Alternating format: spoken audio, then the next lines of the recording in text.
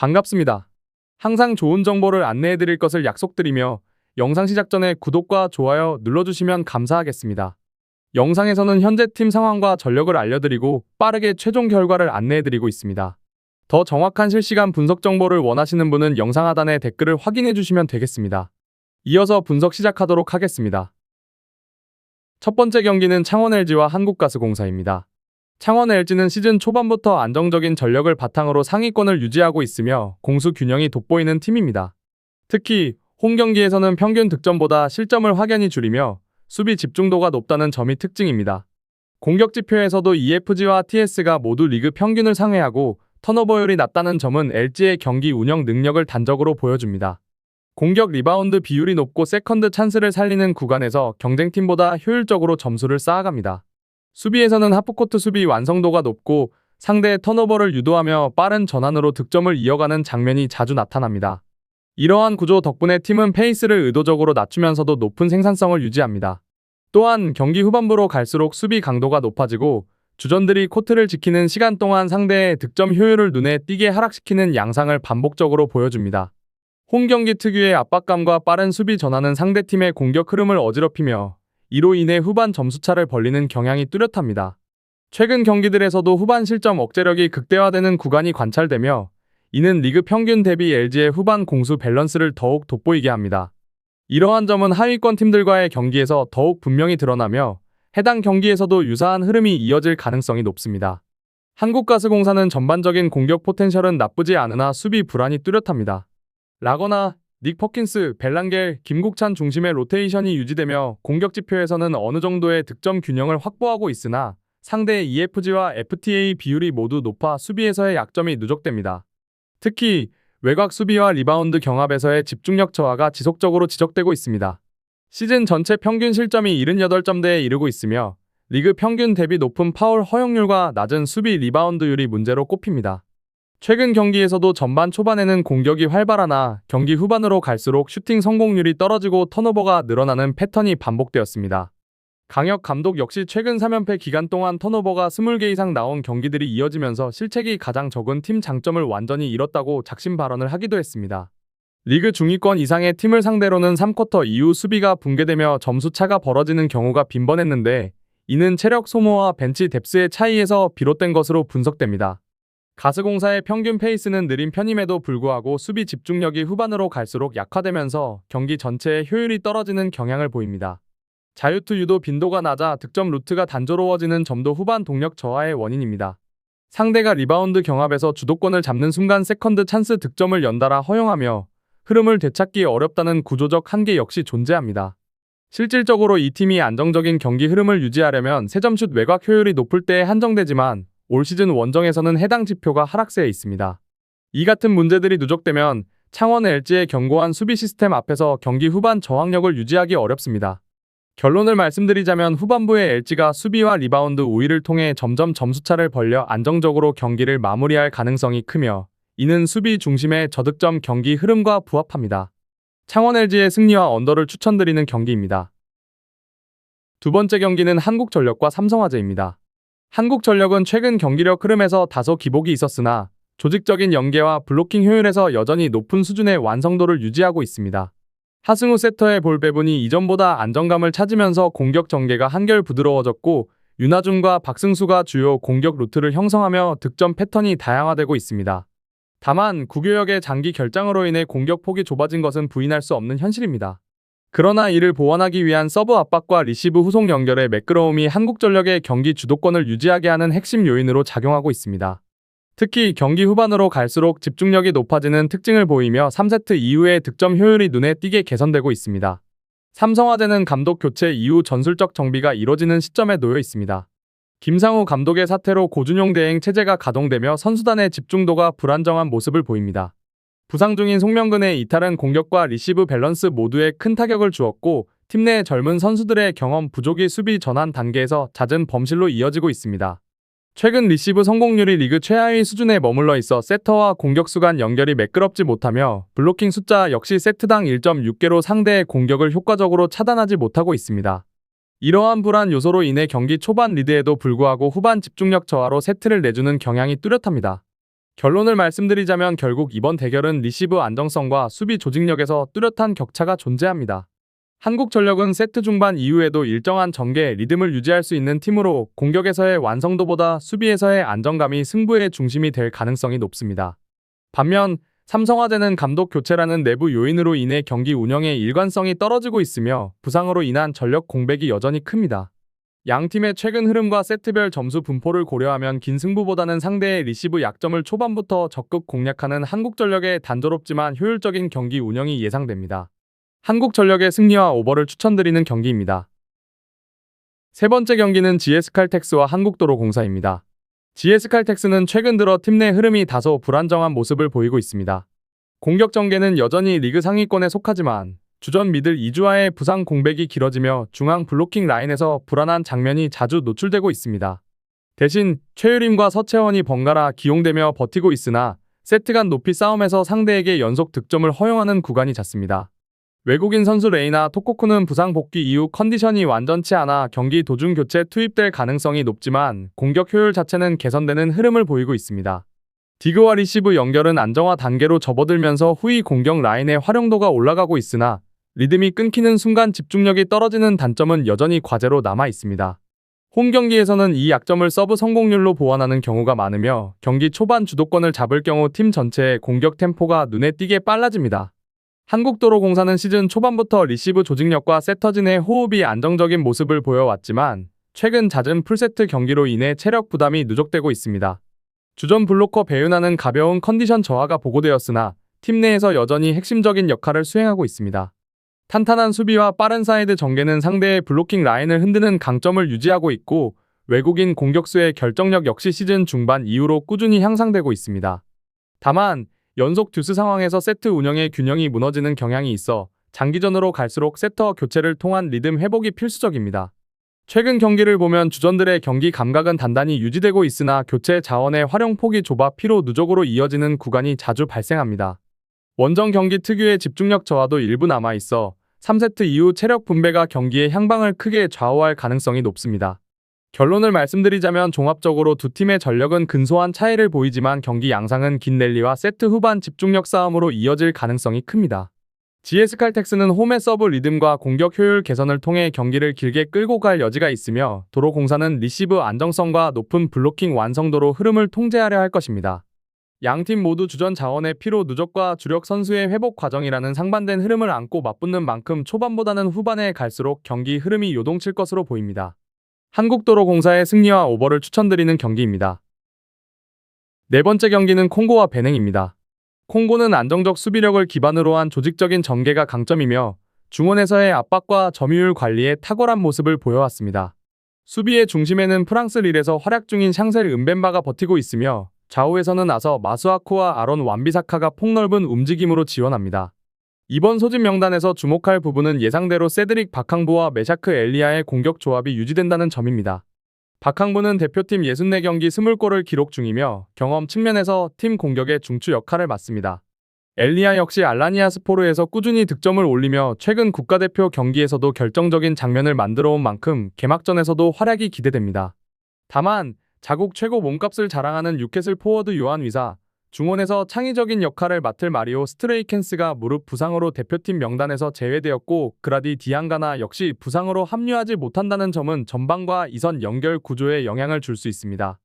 이 세 선수의 결장은 전진 패스와 하프스페이스 접근에서 다소 변화를 요구하며 이에 따라 가엘 카쿠타와 에도 카엠베의 역할이 한층 강조될 전망입니다. 베냉은 개막전에서 객관적 전력 열세를 인정받고 있으나 수비 라인의 안정감과 개인 능력을 통해 반전의 가능성을 노립니다. 올리비에 베르동과 다비드 키키가 이끄는 수비진은 경험이 풍부하며 이들은 맞대결 경험을 살려 공간 방어에 집중할 것으로 보입니다. 중원에서는 세시 달메이다가 조율자로 공격진에서는 스티브 무니에가 중심을 잡습니다. 무니에는 대표팀 66경기에서 22골을 기록한 베냉의 확실한 골게터로 공중전과 세트피스 상황에서 강점을 보입니다. 또한 주니어 올라이탄과 도도 도쿠가 후방에서 빠르게 전환 공격을 시도하는 장면이 자주 등장할 것으로 보입니다. 전력 유지를 위한 별다른 이탈 이슈가 없고 주요 주전 자원 모두 이상 없이 준비된 상황이라 선수단의 짜임새는 안정적입니다. 다만 최근 강팀과의 맞대결에서 수비 집중력 저하로 다실점이 잦았던 만큼 이번 경기에선 보다 수비적인 전술 운용이 예상됩니다. 특히 4-4-2 대형을 유지하며 측면 수비에 힘을 주는 형태로 중앙에서는 장기전을 염두에 둔 압박 완화가 이뤄질 가능성이 높습니다. 결론을 말씀드리자면 양팀 모두 개막전이라는 특성상 신중한 운영을 선택할 공산이 큽니다. 콩고민주공화국은 탄탄한 수비와 전방의 결정력을 바탕으로 상대의 압박을 견디며 중원 장악을 통한 단계적 전진을 구사할 가능성이 높습니다. 마수아쿠와 엘리아가 측면에서 만들어낼 크로스, 카쿠타의 공간 활용 능력이 베냉의 수비를 흔드는 주요 변수가 될 것입니다. 반면 베냉은 초반 라인을 내리고 역습 중심의 경기를 준비하고 있을 것으로 예상됩니다. 하지만 공격 패턴에서 의존도가 높은 무니에를 방어하기 위해 은벤바가 직접적으로 대응할 것으로 보여 상대의 공격 기회가 제한될 가능성이 높습니다. 콩고민주공화국은 전진 압박이 아닌 안정된 블록 수비 뒤 역습 연결로 리듬을 탈 수 있으며 스트레이켄스와 디앙가나의 결장 공백은 전술적 보완으로 해결하려 할 전망입니다. 경기 리듬과 체력 부담 면에서도 양팀 모두 충분히 준비된 상태로 분석되며 전반적으로 콩고민주공화국의 완성도 높은 조직력이 베냉의 단조로운 공격 패턴을 앞설 가능성이 높습니다. 전체적으로는 개막전답게 접전이 예상되지만 수비 집중력과 개인 기량에서 앞서는 콩고민주공화국이 근소한 우위를 점할 것으로 보입니다. 콩고민주공화국의 승리와 언더를 추천드리는 경기입니다. 다섯 번째 경기는 세네갈과 보츠와나입니다. 세네갈은 리그와 대표팀 모두 안정적인 조직력과 활동량으로 평가받고 있으며 특히 사디오 마네를 중심으로 한 빠른 측면 돌파와 결정력 높은 전방 라인은 지금도 세계적인 수준으로 분류됩니다. 마네는 A매치에서 50골 이상을 기록하며 세네갈의 상징적인 공격수로 활약 중이고 이스마일라 사르와 니콜라스 잭슨 역시 프리미어리그와 분데스리가 등 상위 무대에서 꾸준히 실전 감각을 유지하고 있습니다.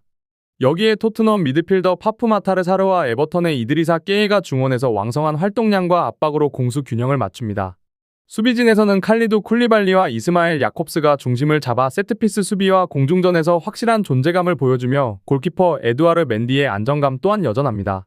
세네갈은 본대회 직전 평가전에서 전방 압박 강도를 유지한 채 조직적인 전진 빌드업을 통해 다양한 득점 루트를 만들어내는데 성공했습니다. 전체적으로 홈으로 분류되는 중립 무대에서 강한 자신감을 보이며 공격과 수비 간 밸런스 측면에서도 아프리카 상위권 중 가장 완성도가 높은 팀으로 평가받습니다. 부상자는 수비수 일라이 카마라와 공격수 아산 디아오 2명으로 모두 이번 대회를 앞두고 부상으로 명단에서 제외되었습니다. 카마라는 안데르레흐트에서 주전 수비수로 활약 중이나 A매치 출전 경험은 많지 않았고 디아오 역시 대표팀에서 로테이션 카드 정도의 비중이었습니다. 따라서 이들의 결장은 전력에 큰 공백을 남기지 않습니다. 다만 유럽파 선수들의 시즌 중반 피로 누적을 고려할 때 세네갈은 공격 초반에 강하게 몰아붙인 뒤 중반 이후에는 관리 위주의 운영을 택할 가능성이 높습니다. 이번 경기는 대회 개막전이라는 특성상 높은 집중력 유지가 필요한 경기로 선수들이 안정적인 경기 운용에 초점을 맞출 전망입니다. 실제로 세네갈은 최근 상위 전력과의 경기에서는 수비적으로 밀리는 구간에서도 라인을 유지하며 균형을 잃지 않는 안정적인 모습을 보여왔습니다. 보츠와나는 이번 대회에서 가장 명확한 언더독으로 분류됩니다. 대표팀 주축 공격수 카벨로 시아카니행은 모로코 1부 리그에서 뛰고 있으며 세트피스 상황에서는 여전히 위협적인 모습을 보여주지만 팀 전체 전력으로는 세네갈의 피지컬과 전술 완성도를 상대로 버티기 어렵다는 평가가 우세합니다. 투미상 오레보니와 타방 세시니가 공격을 책임질 전망이지만 두 선수 모두 상위 리그에서의 경험이 제한적이며 강팀 상대 시 공세 전환 속도가 느린 단점이 있습니다. 미드필더 가페 모우치와와 레보강 디치일레가 중원을 구성하나 후방 압박에 취약한 구조를 보이고 있어 공탈취 후 전진 과정에서 잦은 실수가 발생합니다. 수비에서는 모샤 가올라오레와 타타야온의 디틀로코웨가 중심을 잡지만 빠른 스피드의 공격수들을 상대로는 뒷공간 관리에서 불안한 장면을 자주 노출합니다. 이번 대회를 앞두고 공식적인 결장자는 없는 것으로 확인되며 코이체온의 포코가 골문을 지킵니다. 그러나 팀은 튀니지와의 직전 평가전을 마친 지 불과 며칠 만에 개막전을 치르기 때문에 체력적으로 불리한 위치에 있습니다. 단시간 내 회복이 어려운 점과 장거리 원정으로 인한 피로 누적은 경기 후반 집중력 저하로 이어질 가능성이 높습니다. 이로 인해 보츠와나는 초반부터 라인을 내리고 수비 블록을 유지하며 카운터 상황에서 한 차례 반격을 노리는 형태로 나설 것입니다. 세네갈이 측면과 중앙 라인을 번갈아 공략해 압박을 지속할 경우 보츠와나가 수비 전환 과정에서 실점을 허용할 확률이 큽니다. 결론을 말씀드리자면 종합적으로 세네갈이 모든 면에서 우위를 점하고 있으며 개막전이라는 특수성과 체력적 여유를 감안하면 초반에 리드를 잡은 뒤 안정적으로 경기를 통제할 가능성이 높습니다. 세네갈의 승리와 언더를 추천드리는 경기입니다. 여섯 번째 경기는 나이지리아와 탄자니아입니다. 나이지리아는 이번 대회를 앞두고 확인된 명단에는 스탠리 느와발리, 프랜시스 우조오, 칼빈 바시, 세미 아자이, 자이두 사누시, 사무엘 브루노 오니에마에치, 이고 오구부 등이 수비 라인을 구성하며 미드필더진에는 알렉스 이어비, 윌프레드 은디디, 프랭크 오니카, 라파엘 오네디카, 피사여 델레 바시루 등이 포함되어 있습니다. 공격진은 빅터 오시멘, 아데몰라 루크먼, 모제스 사이먼, 세뮤얼 추크우에제, 폴 오누아추, 시릴 데서스, 치데라 에주케와 아코르 아담스가 이끌 예정입니다. 다만 핵심 수비수였던 에콩은 국가대표 은퇴로 이번 대회에 참가하지 않으며 오른쪽 풀백 올라 아이나는 부상으로 최종 명단에서 제외되었습니다. 또한 벤자민 프레드릭 역시 본선 명단에는 포함되지 않아 결장 자원으로 분류됩니다. 이들의 부재로 수비 라인 리더십과 오른쪽 측면의 안정감이 다소 떨어질 여지가 있으나 칼빈 바시와 세미 아자이, 브라이트 오사이 사무엘 조합이라면 탄자니아 공격을 상대하기에는 충분히 안정적인 수준입니다. 전방에서는 오시멘과 루크먼, 추크우에제의 조합을 중심으로 결정력이 높으며 세트피스와 속공에서도 잠재적 득점력이 뛰어납니다. 탄자니아는 이번 대회에서 조직력 안정화를 우선 목표로 하고 있습니다. 확정 명단에는 골키퍼 야쿠브 술레이만, 후세인 마살란가, 주베리 포바이가 있으며 수비진은 쇼마리 카폰베, 모함메드 후세인, 바카리 으마무니에토, 딕슨 조부, 루사저 무와이켄다와 파스칼 음신도, 닉슨 키바바제, 윌슨 낭구가 중심을 이룹니다. 미드필더진에는 페이살 살룸, 노바투스 미로시, 하지무노가, 모리스 아브라함, 유수프 카고마, 모리체 아브라함, 하비부 칼리드가 포함되어 있습니다. 공격진은 은부아나 사마타, 압둘 술레이만, 시몬 무스바, 키부 데니스, 찰스 은몬부아가 중심입니다. 이번 대회를 앞두고 탄자니아는 공식적으로 부상으로 인한 결장자가 없으며 모든 주요 자원이 출전 가능합니다. 다만 최근 감독으로 부임한 미겔 가몬디가 조직력 재정비에 들인 시간이 짧아 세밀한 전술 완성도는 아직 부족한 상황입니다. 전력적으로 나이지리아에 비해 경험과 개인 능력 면에서 열세이지만 빌드업 상황에서 중원 압박을 강화하고 역습 타이밍에 집중하는 전술적 변화를 시도할 것으로 보입니다. 사마타는 여전히 팀 공격 전개의 핵심으로 간주되지만 최근 득점 감각이 떨어진 점이 변수로 남습니다. 결론을 말씀드리자면 양팀의 맞대결 전적을 보면 탄자니아가 나이지리아를 상대로 승리를 거둔 적이 없으며 최근 4차례 맞대결에서 나이지리아가 모두 무실점으로 3승 1무를 기록했습니다. 이러한 기록은 심리적 우위를 명확히 보여줍니다. 특히 나이지리아는 전반전에는 다소 신중하게 경기를 풀어가지만 후반 교체 카드와 결정력으로 승부를 내는 경향이 강합니다. 반면 탄자니아는 최근 몇 년간 아프리카 네이션스컵 본선 무대에서 득점력이 떨어지는 흐름을 보이고 있으며 이번 개막전에서도 공격 전개보다 수비 안정에 초점을 맞출 가능성이 큽니다. 전반적으로 나이지리아는 오시멘을 중심으로 한 공격 자원의 폭발력과 루크먼, 추크우에제의 측면 돌파가 상대의 수비를 거세게 흔들 전망입니다. 반면 탄자니아의 수비는 개인 대인 방어에는 강점을 지니지만 중앙에서 공을 탈취당했을 때 전환 속도가 느리다는 약점이 있습니다. 이러한 전력 차이와 경험의 격차를 고려할 때 나이지리아가 경기 초반부터 점유율을 높여 경기를 주도할 것으로 보입니다. 전반에는 비교적 신중하게 운영되겠지만 후반으로 갈수록 나이지리아의 공격이 점차 위력을 발휘할 가능성이 높습니다. 양팀의 체력 조건이 유사해 체력 격차가 경기력에 직접적인 영향을 주지는 않겠으나 기술과 전술 완성도의 차이가 승부를 가를 요소가 될 것입니다. 종합적으로 볼 때 안정적인 수비와 효율적인 공격 밸런스를 유지하는 나이지리아가 후반 중반 이후 결정적인 득점을 기록하며 점차 주도권을 확실히 잡을 것으로 전망됩니다. 나이지리아의 승리와 언더를 추천드리는 경기입니다. 7번째 경기는 튀니지와 우간다입니다. 튀니지는 이번 아프리카 네이션스컵 개막전에서 전통적인 조직력과 세밀한 전술 구성을 바탕으로 안정된 흐름을 이어가고 있습니다. 핵심 수비진인 야신 메리아와 몬타사르 탈비는 오랜 호흡으로 중앙 수비를 책임지며 알리 마알루리 좌측에서 공격 전개에 활력을 불어넣고 있습니다. 미드필드에서는 엘리에스 스키리와 페르자니 사시가 짝을 이루며 수비와 전환의 중심축을 형성하고 하니발 메브리가 그 뒤를 받쳐 창의적인 패스 전개를 통해 공격의 활로를 열고 있습니다. 공격진에서는 나임 슬리티가 최근 절정의 컨디션을 보이며 다시 한번 에이스의 존재감을 입증하고 있으며 세이페딘 자지리와 엘리아스 사드가 그 뒤를 바치는 구조입니다. 특히 슬리티는 최근 친선전에서도 멀티골을 기록하며 득점 감각을 뚜렷이 끌어올렸습니다. 또한 팀 내 부상이나 징계로 인한 결장자는 공식 스쿼드 발표 이후 추가로 발생하지 않아 전력의 안정성이 보장된 상태입니다. 전력과 스쿼드 완성도 면에서 튀니지는 전반적으로 높은 수준을 유지하고 있으며 이번 경기에서도 경기 흐름을 주도할 가능성이 큽니다. 우간다는 실속 있는 수비 전환과 역습 운영을 무기로 삼고 있지만 상위권 팀을 상대로는 전반적인 수비 안정성이 흔들리는 경향을 보입니다. 베테랑 골키퍼 데니스 오냥고가 최후방에서 중심을 잡고 있지만 양측면 수비진의 집중력 유지가 변수로 꼽힙니다. 티모시 아와니와 엘리오 카프라도시가 구성하는 중앙 수비는 개인 능력 면에서는 준수하지만 라인 간 간격이 벌어질 경우 대형이 쉽게 무너지는 단점이 드러납니다. 미드필드의 칼리드 아우초는 수비적인 압박과 태클로 상대의 공격의 중심을 차단하려는 역할을 맡고 있으며 앨런 오켈로가 전방 이선에서 결정적인 패스를 공급하며 최근 팀의 공격 전개를 이끌고 있습니다. 그러나 오켈로의 부담이 지나치게 커 공격의 다양성 면에서는 한계가 두드러집니다.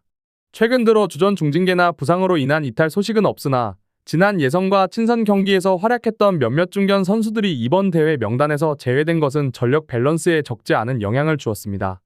특히 공격 전개 시 폭넓은 위치 선정과 세밀한 침투를 담당하던 일부 측면 자원들이 빠져 있어 이번 경기에서는 역습 시 속도보다는 안정적인 전개에 중점을 둘 것으로 보입니다. 결론을 말씀드리자면 팀 간 조율과 유기적 전술 전개를 고려했을 때 이번 개막전은 튀니지가 지속적인 압박과 세밀한 공격 전환을 바탕으로 우세를 점할 것으로 보입니다. 튀니지의 승리와 언더를 추천드리는 경기입니다. 마지막 경기는 아스널과 크리스탈 팰리스입니다. 아스널은 미켈 아르테타 감독은 이번 대회를 통해 팀의 전력을 다변화하며 리그 1위 경쟁 속에서도 주축 선수들의 체력을 관리하고 있습니다. 구단의 로스터 운용이 매우 치밀하게 이어지고 있으며 홈에서 치르는 컵 대회 일정은 자신감을 배가시키는 요소로 작용하고 있습니다. 아스널은 이번 시즌 홈에서 압도적인 경기력을 유지하고 있으며 리그와 컵 대회를 포함해 경기 주도권을 한 번도 쉽게 내준 적이 없습니다. 특히 상대가 크리스탈 팰리스 일대의 압박 상황 대응력이 이미 입증된 바 있습니다. 지난 시즌 동일 대회 8강전에서도 가브리엘 제수스의 해트트릭으로 승리를 거둔 기억이 있습니다. 아르테타 감독은 이번 경기에서도 로테이션을 통해 전력 변화를 예고하고 있으며 공격과 중원의 유기적 연결에 자신감을 보이고 있습니다. 윌리엄 살리바, 리카르도 카라피오리의 안정적인 수비진이 후방에서 균형을 잡아주고 미드필드에서는 메리노와 노르가르드가 볼 전개를 이끄는 구도가 예상됩니다. 최근 부상 이슈가 있지만 팀 전체의 밸런스는 여전히 안정적입니다. 이번 경기에서 아스널은 다수의 결장 선수를 안고 경기합니다.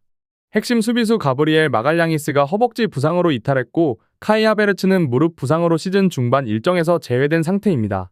크리스티안 모스케라 역시 발목 부상 여파로 이번 경기 명단에서 빠졌으며 맥스 다우머는 역시 발목 통증으로 회복 중입니다. 벤 화이트 또한 햄스트링 문제로 당분간 복귀가 어렵습니다. 이들 중 마갈량이스는 이번 시즌 초반부터 리그 10경기에 출전하며 수비 안정성을 보여준 선수로 그의 공백은 빌드업 전개에서의 공백으로 이어질 수 있습니다. 크리스탈 팰리스는 선수단 구성의 한계와 체력적인 피로 누적으로 어려움을 겪고 있습니다. 올리버 글라스너 감독은 이번 시즌 중 여러 대회를 병행하면서 전력 운용에 부담을 느끼고 있습니다. 팀의 핵심 자원 이스마일라 사르가 아프리카 네이션스컵 차출로 빠지면서 측면 공격 옵션이 제한되었고 오른쪽 풀백 다니엘 무뇨즈는 무릎 부상, 다이치 가마다는 허벅지 부상으로 중원 운영에 공백이 생겼습니다. 리오 카르디네스는 근육 문제로 결장 중이며 셰이크 두쿠레와 차디 리아드는 모두 무릎 부상으로 시즌 중반 일정에서 제외됐습니다. 또한 주전 공격수 장 필리프 마테타는 무릎 부상으로 출전이 불확실하며 그의 부재 시 공격 전개 중심이 흐트러지는 경향이 있습니다.